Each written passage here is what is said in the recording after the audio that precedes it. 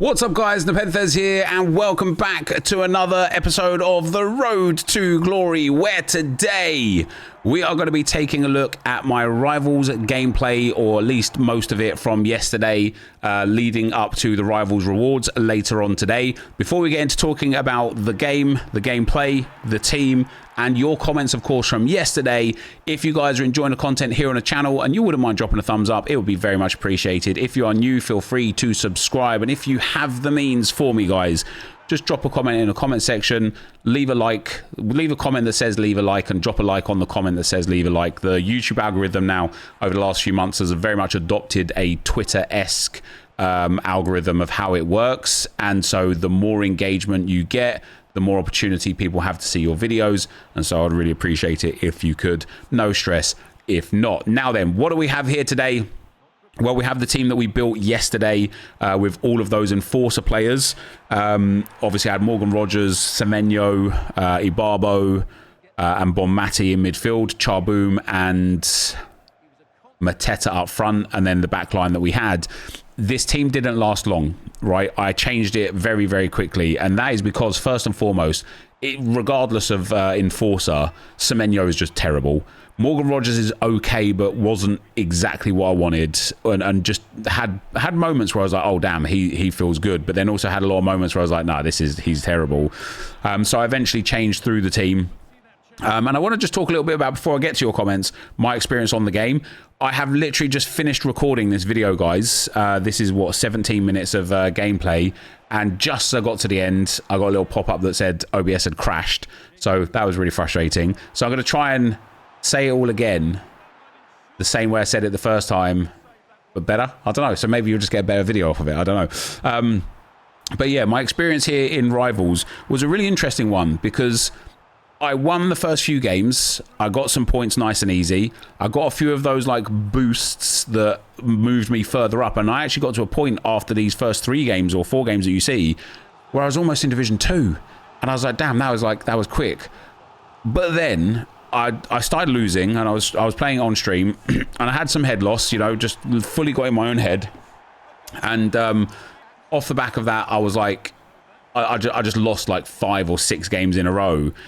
But because of the checkpoint halfway through Division 3, I didn't go back down the division to get easier games. So I finished the stint on, I think, 14 points. And then I played the rest of them last night whilst watching the Champions League. And the break that I had was really needed, because it just allowed me to step back, to reset, to get out of my own head, and to play a little bit better. We've got a little bit to talk about with regards to that from some of the comments and whatnot. But yeah, I think it's playing this game sometimes for too long. I just really get stuck, and sometimes I need just a little reset to kind of like step back, think better, and then eventually do better. But we'll, like I say, we'll get into that a little bit more as we go. Now, the first comment that I wanted to take for today, I had to go back in and grab all of these comments because the way I record, like, I didn't have them anymore. But yeah, I've got the comments back again anyway. Ollie says, I gotta say, Nep, I haven't played Rivals since last Monday. No champs at the weekend and a few squad battles games just for my Evos, and I feel more positively about the game. It's almost as if the best way to get enjoyment from the game is to just not play it. I respect the grind though and enjoy the videos. So I was talking, whilst I was playing these games, I was talking on stream during the games that I was winning, by the way, not the games that I was losing. I was talking, somebody had mentioned about how the game just wasn't fun to play. And I was having fun in that moment because I was winning, and I was playing good football as well, dare I say it. But I also know that this game isn't fun to play, and it kind of really gave me my own perspective of, this game is fun to play, but just in small pockets, just in little bite sizes. And that is because it is so heavy, intense focus. It's so focus, intense, heavy. You genuinely have to, like, that doesn't matter what level of skill you're at, because everything is super competitive. You know, even the Sylvan tournament is competitive, the tournaments are competitive, the Gauntlet is competitive, Champs is competitive, Rivals is competitive. Because everything is so competitive, you just have to focus so much that, depending on your own personal levels of being able to remain focused before it drains you mentally, that is how much enjoyment I think you get before you then have to step back and recharge. And I think that's a really unhealthy relationship with the game, and something that I think EA are going to struggle to fix as well, because of the nature of the beast that Ultimate Team has become. But for me, 3 or 4 games, I can be at full focus and I just enjoy myself and I do everything. 5, 6, 7 games, I start losing focus. And when I start losing focus, I start losing games, which means I start losing my cool. And then it just all descends into utter nonsense. And I hate playing the game. It's really unenjoyable. I can't win. I can't focus. And I just can't enjoy myself. And that's a cycle of the game that I keep going through. And that's exactly what I did on stream again. I had 4 or 5 games where it was decent. Then it just kind of got worse and worse and worse until I eventually turned it off. I came back for playing the game during the Champions League last night. So I was watching the Champions League. I wasn't even really paying attention to the gameplay, and I got through the games really easy to get the extra wins, which was really nice. But yeah, I think there is something to be said for playing this game little and often, if that makes sense. Like, play 2 or 3 games, then just go and do something else. And that something else can be in the game as well. It can be in the menus, it could be bronze pack method, it could be some SBCs, it could be some squad battles where you kind of like just completing some objectives, getting some squad battles points.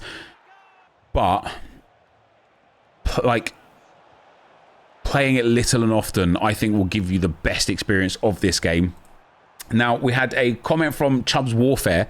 He says, Zwei uses fun teams and he gets a fair amount of wins in champs and also wins all the tourneys. It's how much passion you put into it that matters. That's why I love watching Zwei's RTG. So obviously, Zwei's like one of my best friends through this industry ever. I absolutely love Zwei a lot. I have a lot of time and a lot of respect for him. And the thing that I love about what he does in terms of gameplay is, you know, there's, I don't know if it's something to do with Bruce Lee or if it's a genuine Chinese proverb, but it's like, don't fear the man that learns 1,000 kicks. Like, fear the man that learns 1 kick 1,000 times. And Zwei is that. Zwei doesn't do all of the fancy the player locks, the first time chip through balls, the broken corner techniques. He just has, like, he does a lot of ball rolls, a lot of body feints, and he just a lot of roulettes. Like, he has his play style and he just nails it constantly, and it's really effective because he's really like unpredictable with the ball. For me, I've too many times I've tried to become the man that learns 1,000 kicks. I do player locks, but not great. I can do you know, I try the corner technique, but don't always score from it every time. Last year, it took me bloody ages to learn the ball roll Travellas, like, because I did it here and there, and then I didn't, and then I did, and then I didn't. This year, like, there's so many things that I can do a bit of, and when it all comes together, I'm unstoppable. But it doesn't always all come together because I don't practice all of it enough. I don't get the reps in. I don't learn the mechanics in detail. And it made me think about something that I talked about a little bit last year at the back end of the game cycle, and a little bit this year before the game actually came out, about what kind of player did I want to be. And I always get inspired as well, before I finish off that kind of that thought process there. I always get inspired when I'm talking on stream or in videos and I ask you guys, people that are around my age, if you're around 40, 41, or maybe like mid-30s up to mid-40s, I always ask people, what rank do you get and what's your play style? And there are a lot of you guys that get you know, Division 1 or Elite Division and get 11 or more wins in champs. And it fascinates me because it makes me think, okay, this isn't then an issue on age, it's an issue on skill, right? And so every time, guys, every time I ask people, what's your play style, and they're around my age group and they're very good at the game, their play style is always, I don't do skills, I don't do tricks, I don't do player locks, I don't use meta players, I don't use meta formations, I just pass the ball. I just pass the ball. And I have a really bad habit of pretending that I just pass the ball sometimes, especially when I'm like playing this game stressed and losing. And what I end up doing is sprinting until I am faced with a defender. Then I try and pass the ball. If the pass succeeds, I just sprint again until I face another opponent player. And then I try and pass the ball. And sometimes there's no one there to pass to because I've just sprinted too much. And then in my head, I'm like, well, all I'm trying to do is pass the ball and there's no one there. And it's a skill issue. It's just a skill issue. It's because I just play poorly. And so as I was like talking through this gameplay and playing last night and whatnot, I did sit there and I thought to myself, what kind of player do I want to be? What kind of player do I want to, how do I want to play and enjoy this game? What do I do that's enjoyable? And it's not enjoyable scoring Travellas from 40 yards. It's not enjoyable scoring finesse shots from 40 yards. It was slightly enjoyable scoring those pop shot power volleys from 40 yards. Can't lie, I thought that was enjoyable. But I want, like, I know how I want to play in this game. I want to play with the enforcers up front. I want to play with, like, wide players that can cross the ball. And I want to play, like, a possession-heavy game where I slowly build up the attack and then I either find a pass inside to my striker where I can use enforcer to score from it, and if that's not an option, where I can find a ball to my wide midfielder who's got whip pass that I can whip the ball in to a striker that has got, you know, in like some aerial prowess and can score from the cross. That's how I want to play. Have I set a team up like that? No. Have I tried to play the game like that? No. Do I still want to play like that? Yes. And so this weekend, maybe I should try that. Not maybe I should try that. I will try that. The thing that I know about when trying a new playstyle is a few things might happen.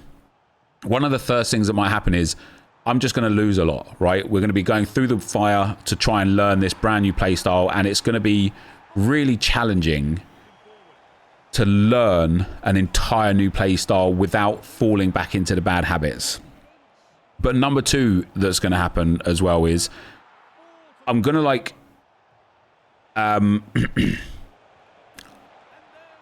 going to like have to unlearn, sorry, my train of thought went there. I'm going to have to try and unlearn things that I do now that do work sometimes, and like, you know, like player locking, like the player lock through balls I did at the start of the game this year and stuff. Like, I'm gonna have to like unlearn that because I don't want to do those things. Even though I could potentially do those things, I would rather master what I am doing and what I'm good at doing. So there's going to be a few things that we're going to have to do to get into it.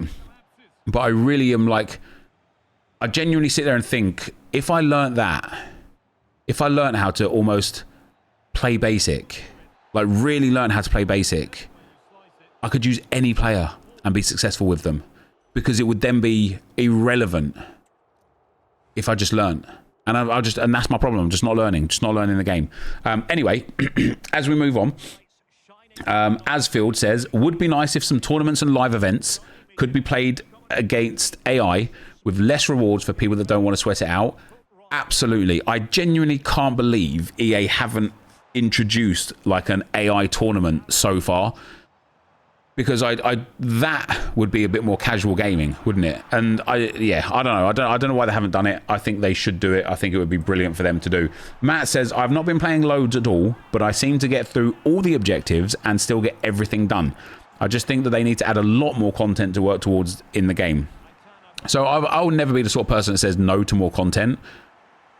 But I don't know how you haven't been playing loads and you've got through everything. Like, if I was thinking about this on like even just a week-to-week basis, right? 18 games of squad battles, 15 games of champs, 15 to 20, maybe even more games of rivals, 8 to 10, maybe 15 games of rush if you want to get rush done as well. 15, now it was 20, now it's 35 games of that silver tournament. Then you've got like, you know, the gauntlet coming, which is going to be another 6 games per day. The tournament that comes that you can play up to 5 times per day at 4 games per time. That's another 20 games per day. I don't know how you're not playing loads and still completing absolutely everything, because this game is like really gameplay intense heavy, and I don't actually mind it because it's in different areas which require you to use different teams. But what I mind is how unrewarding it feels, to the point where you can't obtain the fodder to complete anything, any content from just playing the game. And I think that's sad. Hopefully it's something EA work on for next season. LB10 says, hey Nep, would you ever think a co-op champs would be a good idea? Not only do I think co-op champs would be a good idea, I think it is needed. This game lacks massively social play. like just massively. And although you can play social play in Rush, what a horrible gaming experience that is, because the people that you play with are either genuinely god-awful, or they're very good and so don't like try to show off, or they're just trolls. It's very, very rare in Rush that you come into a team, let alone maybe even one player, but come into a team of players where you're like, oh, we just played some good football, like that was good. And I also think, like, as much as I love the idea of Rush, I actually don't think Rush is great as a game mode. It's just I would rather like a 7-a-side rather than a 4-a-side or a 5-a-side. The pitch just doesn't enable creative play or whatever. The way that they've set the pitch up, especially with the offside lines being where they are, Rush is literally enabled for basketball, right? You attack, we attack, you attack, we attack. It's just counter-attacks, and it becomes really monotonous and really boring because every goal is conceded and scored effectively the same way. But more to your point, I absolutely think co-op champs would be brilliant. It would be brilliant for people who are maybe like less skilled at champs and would just prefer to play with that kind of less pressure. Even if you lose in co-op champs, like there's just less pressure when you play co-op. I also think it would be great for content creation. You know, myself as a content creator in like co-op champs, I could do like a series of like, okay guys, I'm going to play with one of the pros one week, then the next week I'll play with a competitive player, then the next week I'll play with a rank 3 player, then the next week a rank 4 player, and then a rank 5 player, and experience, like, you know, play with some viewers who are maybe in like that rank 6 sort of region, and experience how playing with different level of skill players influences how I play, how they play, how the rewards are. I think co-op champs would be absolutely brilliant. And then last but not least, we got 2 comments from Jax. Now I want to talk about this a lot more in tomorrow's video, around a bit more dedication and maybe testing it. But Jack says all pros say roles don't matter, and I've heard that lots, especially from a friend of the channel, David Nobrega. He says all playing the same system and roles that they think works, not if the player has that role or not. Can't tell if I agree or not, but the pros think it's who plays this religiously, then it's likely true or makes such a minor difference you don't notice it. So I don't necessarily agree with that, because they're so good at the game that they trigger runs that cause the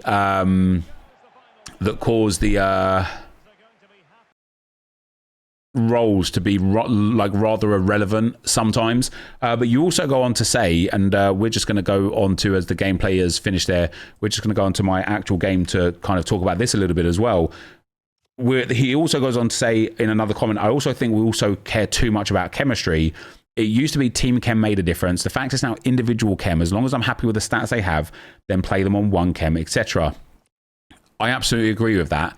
And there's a few things with that. So in like historically, before the last like 3 years, before FC, if you had like negative chemistry, you would lose stats. Like if you had really poor chemistry, you'd lose like 25 stats. It was crazy. And so chemistry was like vital. Then in previous years, when they changed to this whole you get the base card stats no matter what, it became less valuable. This year, it have also nerfed chem styles, which means you get even less value out of chemistry and chem styles. And so yeah, I absolutely agree that playing with players like, I mean, I've got some players in this team anyway, like Araujo there, I don't need the chemistry on him. Like maybe I do, but maybe I don't. I don't know. Like again, it's something I'd really like to test out, especially with the roles and with the plays and the chem styles and the chemistry and stuff. It's something I would like to test out because I think it could be fun. But anyway, guys, this was a team that I ended with after my champ stuff. I switched into a 4-2-3-1 or a 4-5, yeah, 4-2-3-1. The enforcer team, it was just donkey. It was just garbage. I had to change. But with that being said, let us go and get our rivals rewards. Right, guys, as we go in, oh yeah, the ultimate scream, getting those 99s to claim our rewards. A few people have asked me, am I opening my rewards today or am I saving them? I will be opening them. It is also noted that EA have tweeted or posted now on X, they're not tweeting anymore, that everyone's had make good rewards from the draft stuff. That can't be right. 5 gold packs and 7 silver packs. That literally can't be right. Given the fact I only got gold packs in the first place, and I lost in the first round before it got patched literally about 15 times. That is absolutely incorrect. Fair enough. I think I'm gonna have to. I think I'm gonna have to tweet at EA, or post, should I say, at EA, that is nonsense. Anyway, I'm not gonna cry over it really. We'll try and make as much as we can from those packs. I will save those packs for the screen promo, because you just never know if some players have got silver or base gold cards, you know what I mean? Anyway, as for our rivals rewards, yeah, a lot of people ask me, am I going to be opening them? I am very much a believer, as you guys know, of you get what you get and you don't get upset. But I'm also a believer of, I don't think rivals rewards are very good. Now, a patch has just been dropped on the game, and EA have addressed it. They're changing rewards or whatever. But with that being said, yeah, let's see what we can get here. And I'm excited to hope that this new patch has fixed a lot of the things that we've got problems with, because if it hasn't, we're in trouble. Anyway, 1 of 3 83 plus gives us 83 Ramiro, 83 Zubimendi, 83 RTG, and 1 of 3 83 plus number 2 gives us 86 Dybala, 83 Thomas Partey, and 84 Catacol. And I needed that Dybala because we are going to finish our icon pack today, guys. My experience playing rivals was pretty up and down. I started off yesterday on stream and played my first 5 games and won 4 of them, or 3 of them, or whatever, and drew 1. That was nice. That was good. Oh, Harry Maguire, not a bad one to pick up. And then I lost like 6 in a row on stream, and I was just playing on tilt. Then last night, whilst I was watching the football, I just got the wins like nice and easy, pretty much, to be fair, which was pretty good. Damn, still no Arsenal players, man. Yeah, the game, like last night, it was pain to play, even though I won almost every game. Maybe I lost like 1 along the way or 2 along the way. But anyway, let's see what we get here. Nada again. Nada again, guys. And that is exactly why I don't save my... is that actually 10k or is that bugged out? That is exactly why I don't save my rewards, because I just think they are super unrewarding this year. Now, as I said, guys, I've done already the 87 and 86 rated squads of the Icon SBC. I'm excited. Wait, 1 of 3. Oh, I needed to buy. I was hoping to pack something from rewards. I needed to buy Endler and Oblak. Hopefully they've gone down. There was about 17,000 coins last night. Hopefully they've gone down because of oversupply from rewards. Doesn't look like they have. Endler's still 17,000 coins. Oblak was actually a bit cheaper than Endler for some reason. I think Endler's used by people to give Diani chemistry, isn't she? So that's that done, guys. We get a gold players pack for that, and I will absolutely be opening that right now because I do want to get some of these low tier Arsenal golds. Come on, what have we got? Nothing. Again, that's fun. That is fun. But hopefully, this icon pack will serve us well. Now we need a team of the week, of which I have 86 Weir. I'm going to put Alex Scott in here as well. I'm going to have to buy like another player as well, because it's really hard to get fodder in this game. And this was kind of my point yesterday, right? I talked on how that might be the last time that I play for 30 points. And then later on, EA released like the patch notes about upgrading the rewards. But even if they upgrade them, but they're not like exceptionally upgraded, I still don't know if I'll play Rivals again, because it just makes the game is hard, really, really hard to get fodder from. And if the bounties were a bit more plentiful, I would do those instead. It's fair to say I did get a lot of bounties. I was actually asked yesterday how many bounties did I get during my run through. I got one bounty that was an 81/5, where I had to score a hat trick with the same player. Fortunately, I scored like 7 or 8 goals that game, and I scored like 5, I think, with Mateta in the end. So that was like all right. What am I going to have to get here? An 86. Who's a? Yeah, that was all right, right? So I didn't mind that. Let's go. Concept players on. I just want to put them to gold rare. Yeah. Otherwise, I did get about 4 bounties, right? But every single one of them was score X amount of goals, or whatever the case may be, and get a +1 on your way up. That's what it was. It was like I got a little boost, and I was just sat there like, damn, that stinks. Because it pushed me up to a point where I nearly got to Division Division 2 on my first stint, on my first run, because I kept getting boosted. I was on a streak, so I was getting boosted +2 anyway. And then I had this thing that was like giving me an extra +1. I had one of them as well where I completed the objective but lost, so I didn't move down or obviously up. And I was just sat there and I was like, these aren't the bounty. Like, I don't mind these if they're like sparingly, or if bounties were like hyper like common, I also wouldn't mind them. But because bounties are so few and far between, and every single time I'm getting one, it's about me moving further up the field or up the rankings.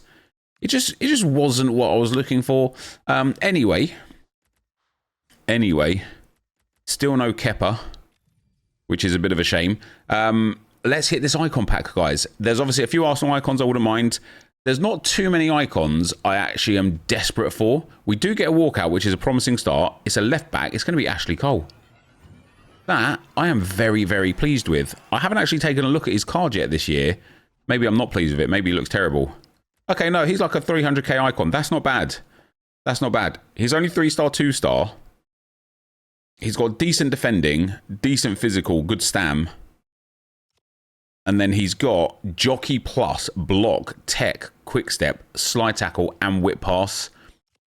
I don't mind that, guys. I don't mind that. That is pretty good for me, and he'll go into the team to try and play some gameplay with this new patch. As for now, though, guys, if you enjoyed the video, feel free to drop a thumbs up. As always, thank you very much for watching, and I will see you next time. I'm out. Peace.